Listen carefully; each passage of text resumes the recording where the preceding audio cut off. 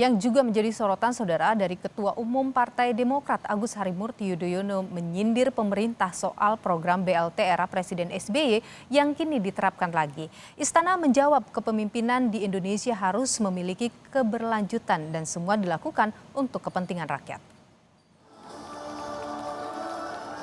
Ketua Umum Partai Demokrat Agus Harimurti Yudhoyono menyindir kebijakan pemerintah Jokowi mulai dari bantuan langsung tunai hingga proyek infrastruktur. AHY menyebut kebijakan BLT era Presiden SBY yang dulu dihina-hina kini justru diterapkan di pemerintahan Jokowi.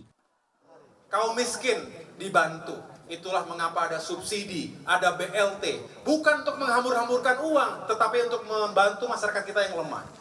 Dulu dihina-hina BLT kita, betul? Apa itu BLT? Hanya untuk menghambur-hamburkan uang negara, betul? Dibilang kita tidak punya cara lain, padahal itulah cara yang paling bijaksana untuk membantu rakyat kita yang kecil. Betul? Sekarang BLT?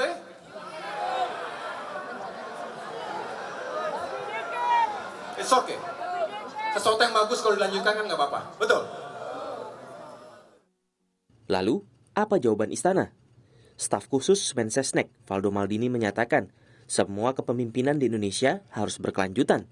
Valdo menyebut apa yang dikerjakan pemerintahan Jokowi untuk kesejahteraan masyarakat, bukan sekadar cari tepuk tangan.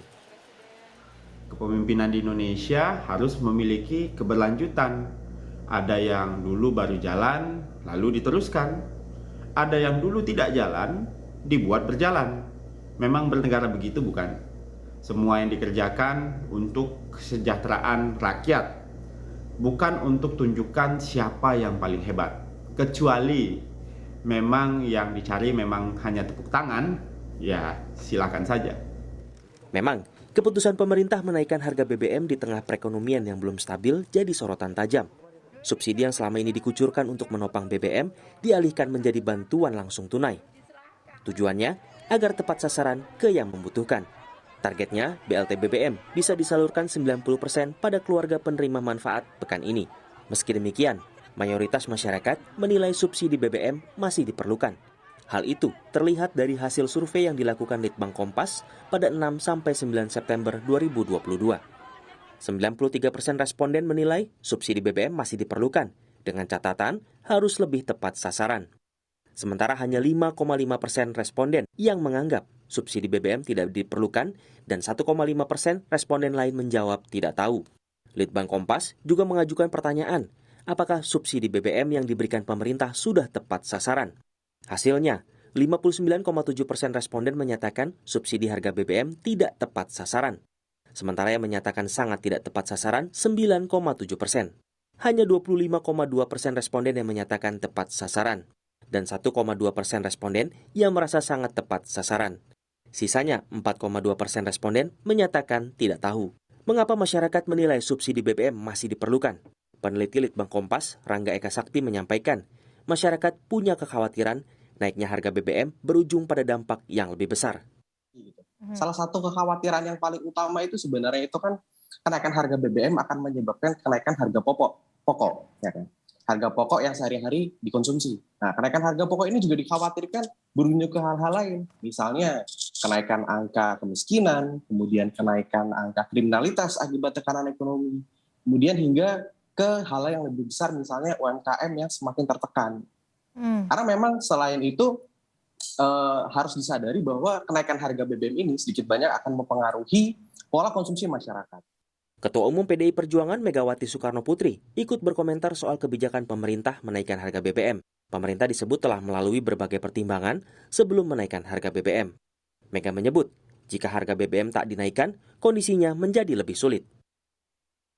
Sebenarnya masalah BBM itu kalau kita pelajari dengan baik, memang ya itu malah memberikan sebuah kesempatan bahwa bagaimanapun juga kita kan tidak bisa. Pertanyaan saya yang utama, kalau nanti tidak dinaikkan, lalu sikonnya malah menjadi lebih sulit, lalu bagaimana? Jadi kan tentunya tidaklah begitu gampang asal-asalan saja menaikkan BBM tersebut. Respons yang sama juga diutarakan Wakil Presiden ke-10 dan 12 RI, Yusuf Kala. Yusuf Kala menyebut kenaikan harga BBM hal yang biasa. Kebijakan itu harus diambil untuk menekan besarnya angka subsidi yang bisa berdampak pada anggaran negara. Itu hal yang biasa untuk mengurangi subsidi kalau subsidi itu terlalu besar. Kalau tidak dinaikkan BBM, subsidi itu 25% dari APBN. Kalau 700 juta itu, 700 triliun, itu kan berbahaya. Staf khusus Kementerian Keuangan Justinus Prastowo menyebut subsidi BBM tidak dikurangi. Hanya saja, dinamika harga minyak dunia membuat pemerintah harus mengantisipasi kenaikan subsidi. Pemerintah memastikan subsidi tidak dikurangi. 502,4 triliun tetap diberikan sampai dengan akhir tahun. Yang dilakukan adalah dengan adanya volatilitas atau dinamika harga minyak, termasuk juga nilai tukar rupiah dan volume konsumsi BBM sampai akhir tahun yang melonjak, ada potensi kenaikan subsidi. Nah, potensi kenaikan ini yang saat ini dialihkan sebenarnya. Karena kita tahu ada ketidaktepatan sasaran dan kita juga tahu lebih baik ini kita alihkan untuk belanja produktif. Antara lain kemarin dibuktikan dengan 24 triliun untuk BLT BBM. Pemerintah menyiapkan bantuan langsung tunai kepada lebih dari 20 juta keluarga penerima manfaat yang terdampak kenaikan harga BBM bersubsidi. Presiden Joko Widodo meminta jajarannya mempercepat penyaluran BLT BBM yang hingga kini sudah mencapai 50% dari target. Bantuan sosial dianggap sebagai langkah jangka pendek merespons kenaikan harga BBM. Pemerintah tentu harus menyiapkan solusi jangka panjang. Sebab, tak cuma mereka yang menerima bantuan sosial yang merasakan dampak kenaikan harga BBM. Tim Liputan, Kompas TV.